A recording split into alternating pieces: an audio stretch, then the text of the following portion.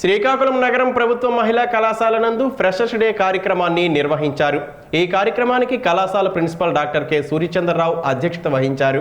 ఈ సందర్భంగా ఆయన మాట్లాడుతూ 40 మందికి పైగా క్వాలిఫైడ్ మరియు అనుభవం ఉన్న అధ్యాపకులు మహిళా కళాశాలలో ఉన్నారని, అన్ని మౌలిక సదుపాయాలతో కూడిన ప్రయోగశాలలు, గ్రంథాలయం, digital class room, LMS studio మొదలైన అనేక సదుపాయాలు మహిళా కళాశాలలో ఉన్నాయని ఈ సందర్భంగా తెలియజేశారు. ముఖ్య అతిథిగా శాసనసభ్యులు గొండు శంకర్ హాజరయ్యారు.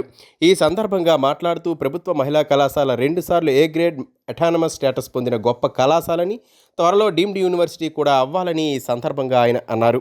జీవితంలో విద్యార్థి జీవితం అమూల్యమైనదని, ఇప్పుడు కష్టపడితేనే భవిష్యత్తు బంగారమయం అవుతుందని, విమర్శలకు కృంగిపోకూడదని, యువత డ్రగ్స్కి దూరంగా ఉండాలని ఆయన పేర్కొన్నారు. ప్రస్తుత ప్రభుత్వం యువత మీద ఎక్కువ దృష్టి పెట్టిందని ఆయన అన్నారు. తల్లిదండ్రుల కలలను తీర్చవలసిన బాధ్యత పిల్లలదే అని, అపజయం విజయానికి తొలిమెట్టని, అపజయాలకు కృంగిపోకూడదని చెప్పారు. అయింది ఇంకా 3 years ఉంటుందని చెప్పారు సార్ ఇప్పుడే.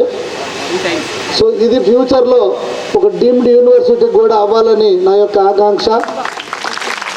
నగర నడిబొడ్డులో ఎంత మంచి కాలేజ్, ఎంత మంచి అధ్యాపకులు, దాదాపు 15 మంది డాక్టరేట్స్, మంచి స్టాఫ్, వీళ్ళంతా ఉండటం మీ అదృష్టం.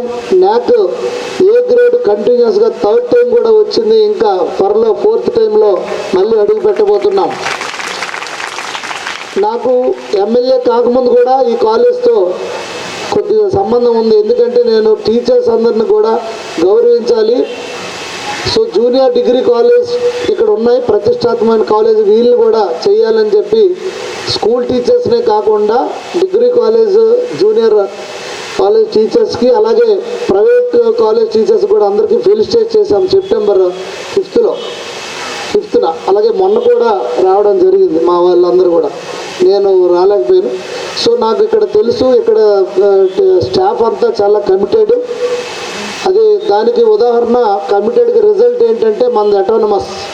సో మీరంతా అదృష్టం.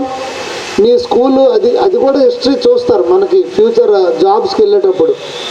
మీకు ఇక్కడే స్పాట్ కానీ మీ మార్క్స్ ఏదున్నా అంతా ఇక్కడే, లేదంటే